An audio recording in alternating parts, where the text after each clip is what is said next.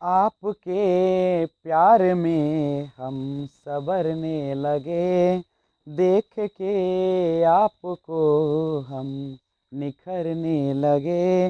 इस कदर आपसे हमको मोहब्बत हुई, इस कदर आपसे हमको मोहब्बत हुई। टूट के बाजुओं में बिखरने लगे, आपके प्यार में हम संवरने लगे। Hello friends, this is Vijayraj Pushp and welcome to learner eyes Y VRP। तो अब आप सभी को पता है कि ओमर शीट सीटेट का आ चुका है, आंसर की भी आ चुकी है, रिजल्ट का इंतजार है, लेकिन हम लोग अपने लक्ष्य की ओर लगातार बढ़ते रहे, इंतजार न करें। तो आइए शुरुआत करते हैं उसी कड़ी में एक और सोशलाइजेशन प्रोसेस, समाजीकरण की प्रक्रिया। ध्यान दीजिएगा, प्रक्रिया यानी प्रोसेस, जिसको इंग्लिश में कर रहे हैं समाजीकरण, सोशलाइजेशन, समाजीकरण। तो समाजीकरण की प्रक्रिया की शुरुआत अगर होगी तो कहां से होगी? समाज से होगी। समाजीकरण किसे कहते हैं? तो जो हमारे समाज में रीति रिवाज, मूल्य, संस्कृति चली आ रही है, उसके अनुरूप ढल जाना ही क्या कहलाता है? समाजीकरण कहलाता है। समाजीकरण की शुरुआत आप सभी को जैसा कि पता ही है कि परिवार या घर से होती है। क्योंकि सोसाइटी जो होता है वह मिनिएचर वर्जन है आपके सोसाइटी का। परिवार जो है समाज का ही क्या है, एक छोटा सा रूप है, नहीं। और जो आपके समाज में होता है उसकी शुरुआत कहां से होती है? आपके परिवार से। आपके परिवार का रहन सहन, वातावरण, जो कुछ भी है वही तो समाज में जाती है ना। तो समाजीकरण क्या है पूछे अगर, तो आप बताएंगे कि समाजीकरण वह प्रक्रिया है जिसमें समाज के द्वारा चली आ रहे रीति रिवाज, मूल्य, उसका नहीं, जो रूल एंड रेगुलेशन है, नियम और कानून है, उसके अनुरूप अपने आप को ढाल लेना ही क्या कहलाता है? समाजीकरण। एक व्यक्ति है अरस्तु, नहीं, अरस्तु कहा करते हैं कि man is a social animal. मनुष्य जो होता है कैसी प्राणी है? सामाजिक प्राणी है, नहीं। क्योंकि जन्म से मनुष्य कैसा होता है? असामाजिक नहीं होता है। अगर कोई व्यक्ति जन्म से असामाजिक होता है, इसका मतलब या तो देव है या दानव है, नहीं। क्योंकि वह समाज में आकर ही सब कुछ सीखता है। तो बाय बर्थ जन्मजात जो होता है मनुष्य, वह कैसी होती है? सामाजिक प्राणी होती है। और समाजीकरण की शुरुआत कब से होती है? तो समाजीकरण की शुरुआत प्रसव पूर्व से होती या नहीं ये तो मुझे पता नहीं, लेकिन जन्म से उसकी शुरुआत हो जाती है, नहीं। क्योंकि आसपास वो देखता है, अनुकरण करता है, अवलोकन करता है, और वहीं से समाजीकरण की प्रक्रिया शुरुआत हो जाती है। मनुष्य के जीवन आगे चल के कैसा होगा यह पूरी तरह से निर्भर करता है उसके परिवार, उसके पड़ोस, उसके समाज, उसके देश, यही ना, यानी उसकी संस्कृति, उसकी सभ्यता, उसके रीति, उसके रिवाज, आसपास चले आ रहे चलन, इनके माध्यम से उसके समाजीकरण का विकास होता है। ध्यान रखिएगा। तो अगर हम समाजीकरण की बात करें तो हम यहां से डेफिनेशन दे सकते हैं कि समाजीकरण वह प्रक्रिया है जो समाज में चली आ रही मान्यताओं, रीति रिवाजों, संस्कृति, नहीं, और विभिन्न प्रकार के क्रियाकलापों के अनुरूप अपने आप को ढाल लेना ही क्या कहलाता है? समाजीकरण कहलाता है। और याद रखिएगा, जितने भी समाज है, प्रत्येक समाज, नहीं, प्रत्येक समाज का अपना क्या होता है? नियम और कानून, रीति रिवाज, मूल्य, संस्कृति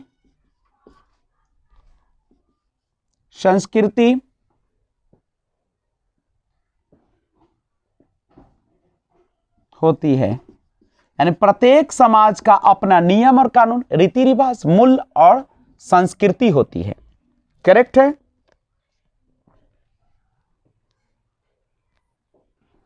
और प्रत्येक संस्कृति, संस्कृति कहां से आती है? समाज से आती है। समाज कहां से आती है? हमारे पूर्वजों से आती है। पूर्वज कहां से आते हैं? हमारे और पूर्वज से आते हैं। नहीं, यही तो प्रक्रिया चलती है। तो प्रत्येक संस्कृति में देखेंगे उसमें दो तरह के, एक होती है अपेक्षित, एक होता है अपेक्षित एवं उपेक्षित। यही ना व्यवहार होते हैं। अपेक्षित व्यवहार मतलब क्या होता है? जो आप चाहते हैं, जो आपकी इच्छाएं हैं। और उपेक्षित माने क्या होता है? तो उपेक्षित का मतलब होता है जो जिसे आप अनडिजायरेबल, जो आपकी इच्छा नहीं है, जिसे आप इग्नोर करते हैं, जिसे आप अवॉइड करते हैं, जिसे आप बचने का प्रयास करते हैं। नहीं, तो प्रत्येक संस्कृति जो होती है वह अपेक्षित एवं उपेक्षित व्यवहार विभिन्न सामाजिक संदर्भ में व्यक्त करती है। नहीं, विभिन्न सामाजिक संदर्भ में क्या करती है? व्यक्त करती। यही ना है समाज। समाज में और क्या होती? तो ध्यान रखिएगा, विभिन्न सामाजिक संदर्भ में व्यक्त करती है। करेक्ट है। तो ध्यान रखिएगा, बाय बर्थ यानी जन्म से man is a social animal. मनुष्य जो होता है एक सामाजिक प्राणी होता है। किसके अनुसार? अरिस्टोटल के अनुसार, अरस्तु के अनुसार। कहता है कि जब मनुष्य का जन्म होता है ना तो वह सामाजिक ही होता है, और जब समाज में आता है तो अपने वातावरण के अनुसार, सामाजिक रीति रिवाज के अनुसार वह अपने आप को कभी कभी क्या कर लेता है? असामाजिक बन जाता है, एंटी सोशल बन जाता है। कैसे बनता है? जब उसकी इच्छाओं को उपेक्षा की जाती है, उसके रुचियों को दबाया जाता है, उस पर अत्याचार किए जाते हैं, तो वह क्या बन जाता है? असामाजिक बन जाता है। यहां से एक सवाल उठता है कि समाजीकरण क्या है? तो समाजीकरण समाज के मानदंडों, मानदंडों माने जो चली आ रही है, क्या? समाज के मानदंडों और विचारधाराओं, विचारधाराओं को आंतरिक बनाने की प्रक्रिया है। आंतरिक बनाने की प्रक्रिया। आंतरिक मतलब समझ रहे हैं? मतलब अपने आप में आत्मसात करने की जरूरत है, अपने अंदर उसको शामिल करने की जरूरत है। नहीं तो इन चीजों को आप क्या करिएगा? ध्यान रखिएगा। अब कुछ हम इसके प्रिंसिपल्स की बात करते हैं, सिद्धांत की बात करते हैं, विशेषता देखते हैं, कैरेक्टरिस्टिक देखते हैं। तो आप सभी को जैसा पता ही है कि समाजीकरण की प्रक्रिया पहले जो होगी कहां से होगी? परिवार से होगी। परिवार में भी कहां से होगी? उसकी मां से होगी, क्योंकि मां के साथ उसका ज्यादा समय गुजरता है। तो पहली जो समाजीकरण की शिक्षा शुरुआत होती है, उसके जो शिक्षक होती है, टीचर होती है, वह उसकी मां होती है। मां से सीखता है अनुकरण करके, अवलोकन करके, नहीं इशारों में, संकेत के माध्यम से। तो आइए फीचर्स ऑफ सोशलाइजेशन देखिए। Features of socialisation, features of socialisation, समाजीकरण की विशेषताएं। समाजीकरण की विशेषताएं। देखिए समाजीकरण की विशेषताएं में पहला समझिएगा, समाजीकरण जो है एक सतत प्रक्रिया है। कैसी प्रक्रिया है? सतत प्रक्रिया है। सतत प्रक्रिया का मतलब क्या होता है? लगातार चलने वाली प्रक्रिया है, जो कब से शुरुआत होती है? जन्म से शुरू होती है और कब तक चलती है? मृत्यु तक चलती है। नहीं, तो समाजीकरण एक ऐसी प्रक्रिया है जो कि जन्म से शुरू होती है और वह मृत्यु तक चलती रहती है। लाइफ लॉन्ग प्रोसेस है। It is a life long process. जीवन पर्यंत चलने वाली प्रक्रिया है, कभी ना समाप्त होने वाली प्रक्रिया है। यह समाप्त तभी होती है जब मनुष्य इस दुनिया से चले जाते हैं, छोड़ के चले जाते हैं। दूसरा, समाजीकरण औपचारिक और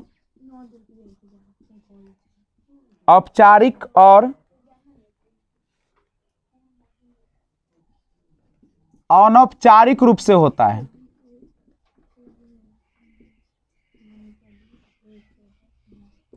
अनौपचारिक रूप से होता है। ध्यान दीजिएगा, समाजीकरण औपचारिक और अनौपचारिक रूप से होता है। अनौपचारिक का मतलब होता है घर परिवार से होता है, आस पड़ोस से होता है, खेल के मैदान से होती है। लेकिन औपचारिक का मतलब क्या होती है? विद्यालय से होती है, किसी संस्था के माध्यम से होती है, नहीं किसी स्थान से होती है। तो कह सकते हैं कि समाजीकरण औपचारिक और अनौपचारिक रूप से होता है। अगला समझिए, कहता है कि समाजीकरण हमें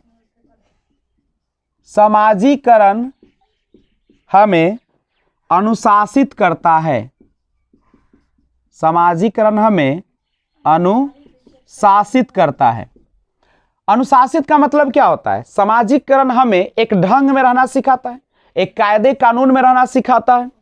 नहीं, यह हमारे व्यवहार को क्या करता है? रेगुलेट करता है। नहीं, और खुशी, हैप्पीनेस को दिखाता है। करेक्ट है। तो ये आपका समाजीकरण की विशेषता है। नोट कर लीजिए इसे।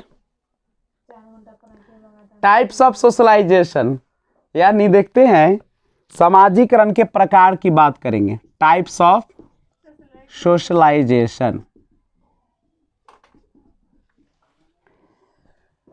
समाजीकरण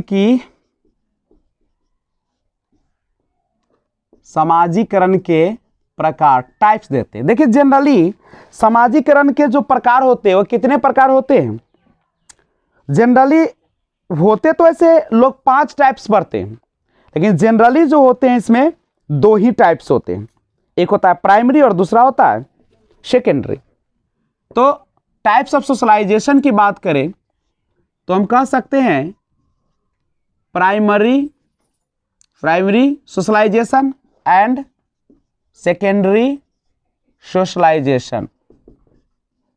सोशलाइजेशन में कहीं जेड रहता है, कहीं एस रहता है, इस पर कंफ्यूज नहीं होगा। जेड अमेरिकन इंग्लिश में होती है और एस जो होता है से ब्रिटिश इंग्लिश में होती है।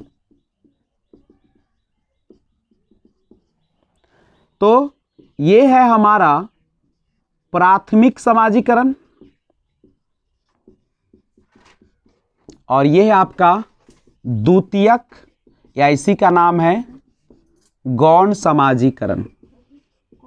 गौण समाजीकरण यही ना आपका है। देखिए प्राइमरी समाजीकरण क्या होती है?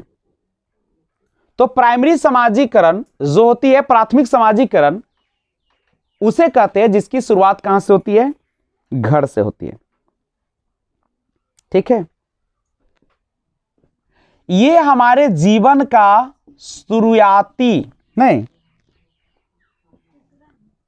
शुरुआती जीवन जो होता है वह प्राइमरी होता है। नहीं, एक बच्चे या किशोरा अवस्था। नहीं,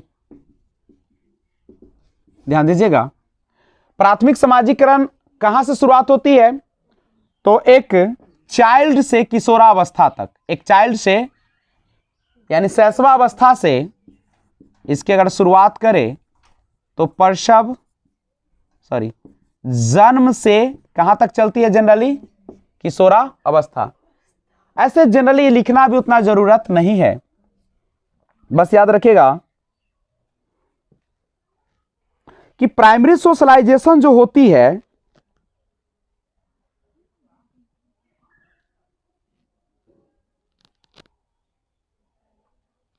इसमें क्या होती है कि खुद की पहचान सबसे पहले होती है। पहले किसकी होती है?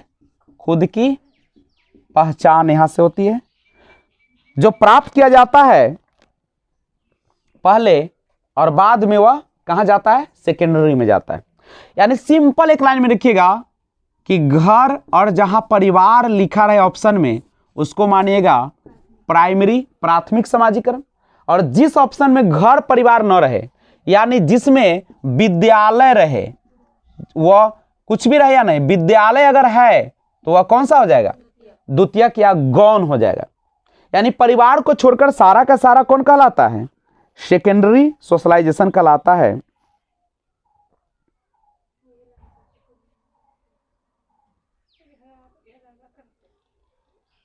तो ध्यान रखिएगा,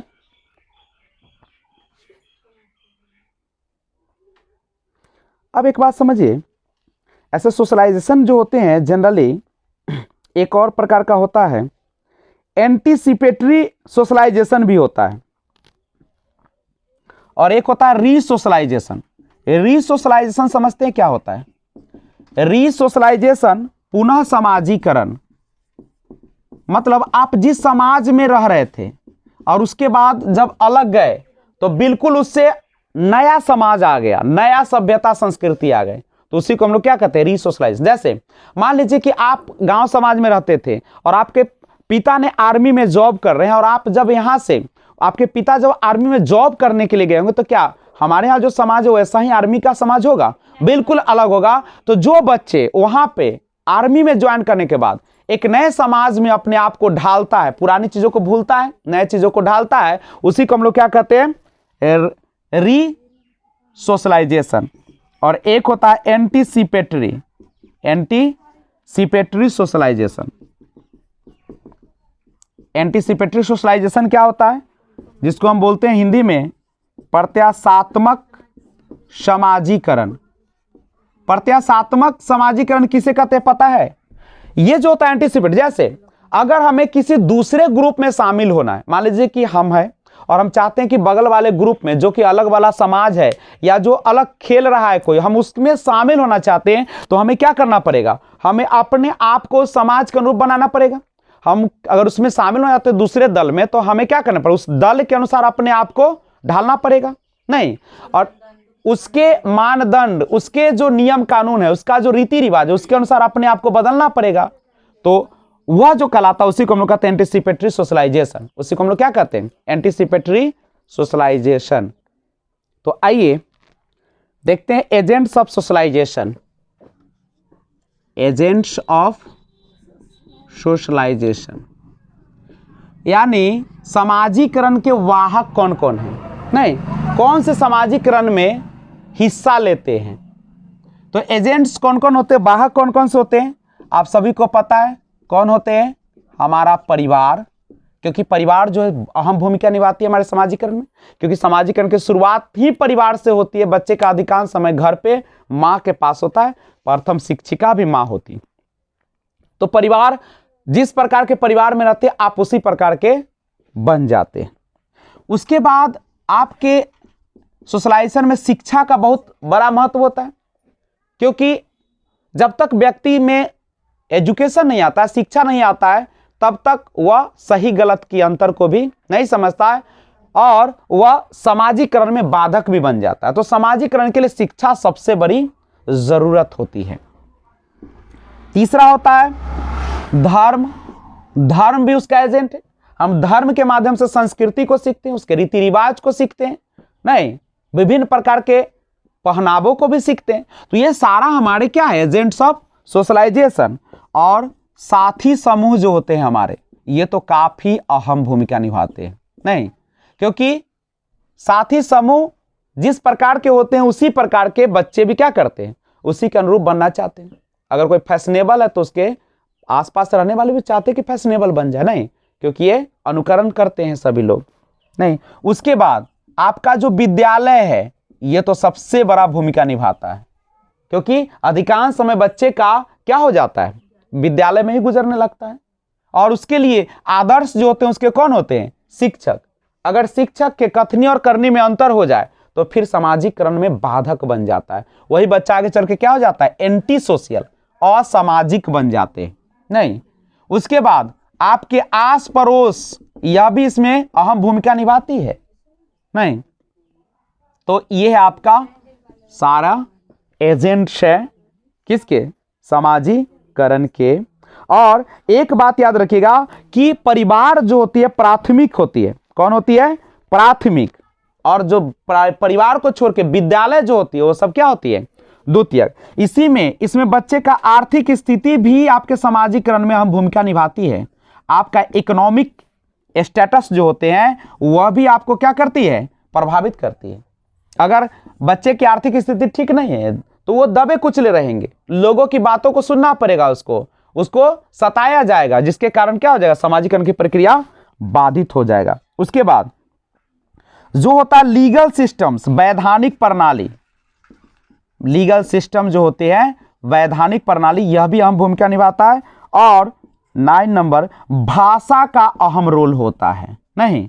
आपके सामाजिकरण में भाषा का भी क्या होता है, अहम रोल। और मीडिया समझ रहे हैं ना आप, न्यूज़पेपर, टेलीविजन, रेडियो, ये सारा भी आपको सामाजिकरण को बढ़ावा। जैसे बच्चे जब फिल्म देखते हैं जब, नहीं, या न्यूज़पेपर पढ़ते तो वो जानते कि कहाँ के रहन सहन, किस प्रकार की बोलचाल क्या है और कैसे हम लोगों को बर्ताव करना चाहिए। तो मीडिया भी अहम भूमिका निभाती है। अभी तो डिजिटल इंडिया की बात हो रही है तो सबसे ज्यादा भूमिका कौन निभा रही है, मीडिया ही निभा रही है, नहीं? तो बस याद रखिएगा इसमें टोटल क्वेश्चन में से सबसे इंपॉर्टेंट है परिवार प्राथमिक सामाजिकरण में आते हैं और परिवार को छोड़कर सारा चीज, नहीं, वो कौन होती है, द्वितीयक। लेकिन जिस ऑप्शन में परिवार रहे उसको प्राथमिक मारिएगा और जिसमें विद्यालय या स्कूल रहे उसको हम लोग द्वितीयक मारे। बस यही कंसेप्ट आप लेकर चलिएगा, ठीक है? अब थोड़ा सा बात करते हैं एजुकेशनल इंप्लीकेशन के बारे में, शैक्षणिक अनुप्रयोग के बारे में। तो पहले इसको आप लोग स्क्रीनशॉट लीजिए तो फिर हम बात करते हैं। कंप्लीट है?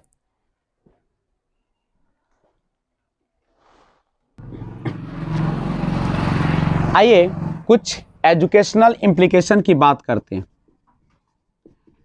एजुकेशनल इंप्लीकेशन, शैक्षणिक अनुप्रयोग, शैक्षणिक अनुप्रयोग।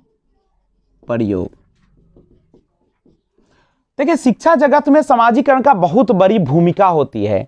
एक टीचर को हमेशा सामाजिकरण का ज्ञान रखना चाहिए।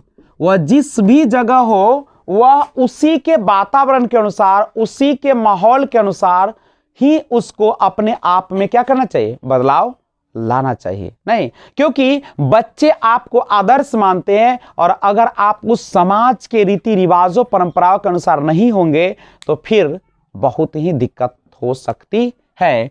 दूसरा चीज है कि सामाजिकरण जो होती है वह एक हमें समृद्ध वातावरण पेश करती है और हमें इसका आदर करना चाहिए, नहीं? क्योंकि इसके माध्यम से हम अपने एजुकेशन में सामाजिकरण में एक अहम भूमिका अदा कर सकते हैं। तीसरी बात, शिक्षक और शिक्षार्थी जो है दोनों के बीच क्या होना चाहिए, शिक्षार्थी के बीच अंतर संबंध होना चाहिए, अंतः संबंध होना चाहिए। दोनों मिलकर ही एक समाज का निर्माण करेंगे वर्ग में, नहीं? तो ये काफी भूमिका निभाती है। और यहाँ पे क्योंकि हर जगह का अपना रूल होते हैं, रीति रिवाज होते हैं, संस्कृति होते हैं, एक अनुशासन होते हैं, एक सिस्टमैटिक ढंग से चलती है, व्यवस्थित ढंग से चलती है और उसके अनुरूप ही चलना चाहिए। तो सामाजिकरण ये सारी चीजें हमें देने का कार्य करती है। अगर आपसे क्वेश्चन पूछा जाए क्वेश्चन पूछे कि बच्चों के समाजीकरण की शुरुआत कब से होती है, तो जन्म से होती है। नहीं, और उसकी शुरुआत कहां से होती है, घर परिवार से होती है। कौन करता है, उसके माता पिता, यानी माता। प्रथम शिक्षिका कौन होती है, मां होती है। नहीं, और विद्यालय जो होता है द्वितीयक समाजीकरण कहलाता है या गौण, और प्राथमिक समाजीकरण कौन होता है, परिवार होता है। अगर शिक्षकों को सलाह दी जाती है कि वे अपने शिक्षार्थियों को समूह की गतिविधियों में शामिल करें, क्योंकि सीखने की सुविधा के अलावा वे इसमें मदद करते हैं, तो कौन सा आंसर सही होगा, समाजीकरण होगा, चिंता होगा, मूल संघर्ष होगा कि आक्रमण होगा, तो समाजीकरण होगा। क्योंकि समाज गतिविधि में जब बच्चा शामिल होगा तो कौन सी चीज आएगी, और एक चीज मैंने पढ़ाना भूल गया, एक बार फिर से मैं बता दूं कि समाजीकरण की प्रक्रिया में दो जो एजेंट्स होते हैं वह बहुत अहम भूमिका निभाते हैं। एक होता है जो कहलाता है एक्टिव एजेंसी ऑफ सोशलाइजेशन, और दूसरा होता है पैसिव एजेंसी ऑफ सोशलाइजेशन। तो सोशलाइजेशन की अगर हम बात करें, समाजीकरण की अगर हम बात करें, यह है आपका समाजीकरण, तो उसके दो एजेंसी होती है, एक होती है सक्रिय और एक होती है निष्क्रिय। सक्रिय कौन होता है, सक्रिय वह होता है जिसमें बच्चे खुद उसमें पार्टिसिपेट करते हैं। बच्चे के दोनों के बीच, जो सामने वाला है और बच्चा, दोनों के बीच में क्या होता है, आपस में बातचीत होती है। नहीं, तो सक्रिय और निष्क्रिय दो जो होती है वह क्या होती है, हमारे समाजीकरण की कौन चीज होती है, एजेंसी होती है।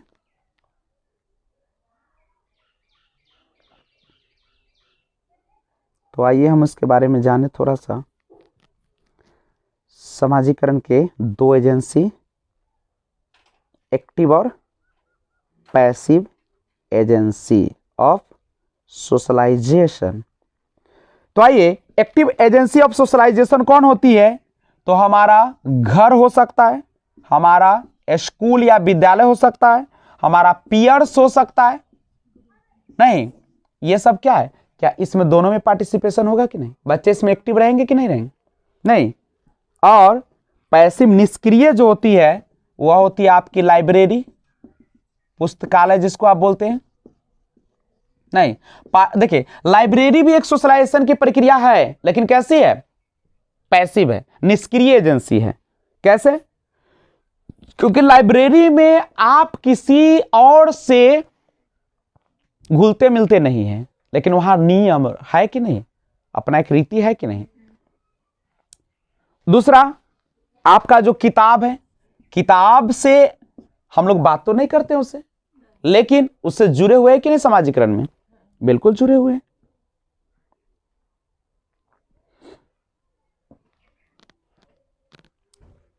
तो ये है आपका समाजीकरण के कौन चीज। तो कुछ और पॉइंट्स आगे देखते हैं समाजीकरण के बारे में।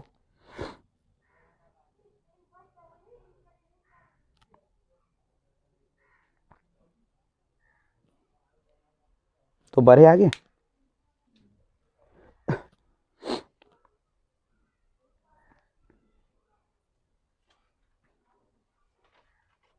चलिए, आप लोगों ने स्क्रीनशॉट ले लिया होगा। तो आइए स्टेजेस ऑफ सोशलाइजेशन देखते हैं, समाजीकरण की अवस्थाएं।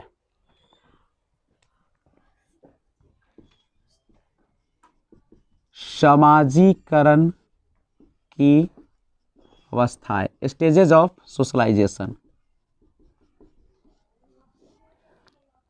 तो सबसे पहला जो शुरुआत होता है समाजीकरण की, तो वह होता है आपका, पता ही है, इन्फेंसी से होती है, नहीं, यानी शैशवावस्था, जिसका समय होता है जन्म से 2 वर्ष का होता है। इसमें क्या होता है, तो इसमें जो होते हैं जनरली बच्चे जो होते हैं वह घर परिवार से जुड़ते हैं। जनरली 2 से 3 महीने तक तो बच्चे में कोई आपस में जुड़ाव नहीं होता है, लेकिन 3 महीने के बाद बच्चा मुस्कुराना शुरू करता है, माँ से क्या करता है, इशारों में बात करना सीखता है, अनुकरण करता है, तो ये सारे चीज आना शुरू हो जाता है।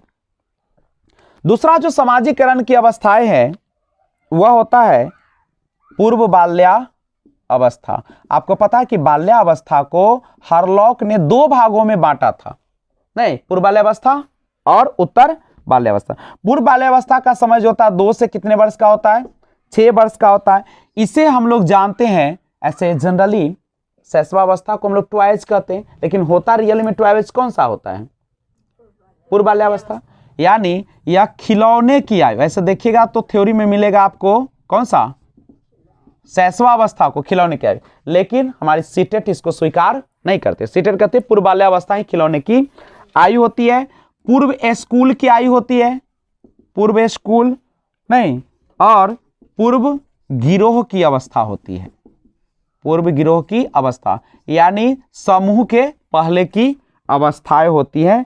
ये आपका अर्ली चाइल्डहुड, पूर्व बाल्यावस्था। उसके बाद आती है उत्तर बाल्यावस्था। उत्तर बाल्यावस्था कितने से कितने चलता है, तो ये चलती है 7 से लेकर 11 या 12 वर्ष, कहीं 11 कहीं पे देता है 12, कोई इसमें कंफ्यूजन न रखिएगा। ये क्या होता है, खेलने की आयु कहलाती है, खेलने की आयु कहलाती है, और ये स्कूल की आयु भी कहलाती है, स्कूल की आयु भी कहा जाता है। इतना ही नहीं, इसे हम लोग गैंग एज के नाम से जानते हैं, गिरोह की उम्र, नहीं, गिरोह की उम्र के नाम से भी जानते हैं, या गिरोह की आयु के नाम से भी जानते हैं। बच्चा क्या होता है, गिरोह में, टोली में, नहीं, समुदाय में, एक कह सकते हैं कि एक समूह में रहना शुरू कर देता है बच्चा इसमें, इस अवस्था में आते आते, नहीं। और उसके बाद जो लास्ट अवस्था होती है जिसको एडोलसेंस कहा जाता है, किशोरा अवस्था, जिसे स्टैनले हॉल ने क्या कहा है, आंधी और तूफान की अवस्था कहा है, स्ट्रेस एंड स्टॉर्म की अवस्था कहा है। क्योंकि बच्चे जो होते हैं इसमें वह किसी सामाजिक प्रथा रीति रिवाज को मानने से क्या करता है, इनकार करता है, और अक्सर माता पिताओं से इनका क्या होता है, मतभेद होते रहता है, मुठभेड़ भी हो जाता है, संघर्ष होते रहता है, नहीं। और यह उलझन से भरा हुआ समय होता है। एक तरफ बच्चे करियर के लिए परेशान रहते हैं, तो दूसरी तरफ अपने जिंदगी को बनाने के लिए भी बेचैन रहते हैं। तो ये आपका, इसे हम लोग पीयर्स के साथ बच्चा रहना ज्यादा पसंद करता है, सम वयस्क के साथ ज्यादा समय गुजारना चाहता है, और माता पिता की बातों से ज्यादा अपने हम उम्र साथी, समवयस्क या हम उम्र की बातों को ज्यादा मानता है। इसलिए माँ बाप उसके हम उम्र साथियों का सहारा लेते हैं किसी भी बात को कहने के लिए, नहीं। तो सबसे पहले इसका स्क्रीनशॉट लीजिए, तो फिर बातें आगे करते हैं। तो आइए देखते हैं फैक्टर्स अफेक्टिंग सोशलाइजेशन, सामाजिकरण को प्रभावित करने वाले कारक कौन है, इसके बारे में समझिए। सामाजिकरण को प्रभावित करने वाले कारक, ध्यान दीजिएगा। समाजीकरण, जो हमारा समाजीकरण तो आप लोग समझ गए, रीति रिवाज मूल संस्कृति को के अनुसार अपने आप को बना लेना ही क्या कहलाता है, समाजीकरण। तो इसको कोई ना कोई तो होगा जो प्रभावित कर रहा होगा। तो प्रभावित करने का काम कौन करता है, हमारा लिंग, नहीं, लिंग प्रभावित करता है कि नहीं समाजीकरण को। लिंग, अब लिंग 2 तरह का होता है, अगर आप जेंडर बोलते हैं या सेक्स बोलते हैं। जेंडर बोलते हैं तो क्या होता है, वह सामाजिक होता है, और अगर आप सेक्स बोलते हैं तो कैसा होता है, जैविक होता है। जैविक मतलब माता पिता से जो है जीन के माध्यम से। तो सामाजिकरण में भी भूमिका निभाती है आपकी संस्कृति, क्योंकि संस्कृति, रीति रिवाज, परंपरा आपको प्रभावित करेगी कि नहीं समाजीकरण। करेगी। आपकी जाति, आप जिस जाति के हैं, क्या उसमें भी तो सामाजिकरण प्रभावित होता है। और राष्ट्रीयता, जैसे हमारे देश की जो सभ्यता संस्कृति होगा और दूसरे देश का, क्या प्रभावित करेगा कि नहीं करेगा? ये भी करेगा आपको। दूसरी बात, एक चीज और समझिएगा, जो हमारा समाजीकरण होना चाहिए वह कैसा होना चाहिए? लोकतांत्रिक होना चाहिए। कैसा होना चाहिए? लोकतांत्रिक। क्या होना चाहिए? लोकतांत्रिक। लोकतांत्रिक का मतलब क्या होता है?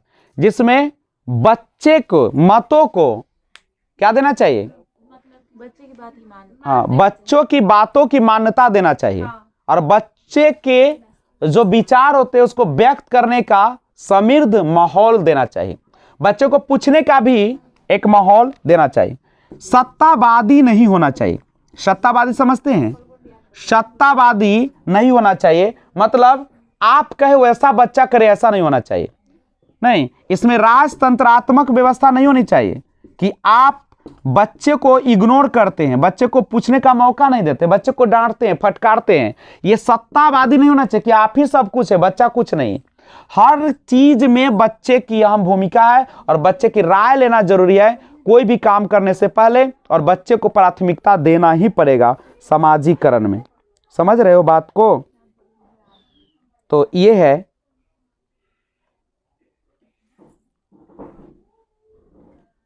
तो ये था समाजीकरण की प्रक्रिया के कुछ मुख्य बातें। पहले स्क्रीनशॉट लीजिए, फिर बात करते हैं। तो आज की सेवा यहीं तक, और बेहतरीन क्लास अगर चाहते हो किसी प्रकार का क्लास आपको मिले तो सबसे पहले इस चैनल को सब्सक्राइब करके बेल आइकन को ऑल पे प्रेस कीजिए। Thanks for watching, keep watching. जय हिंद, जय भारत।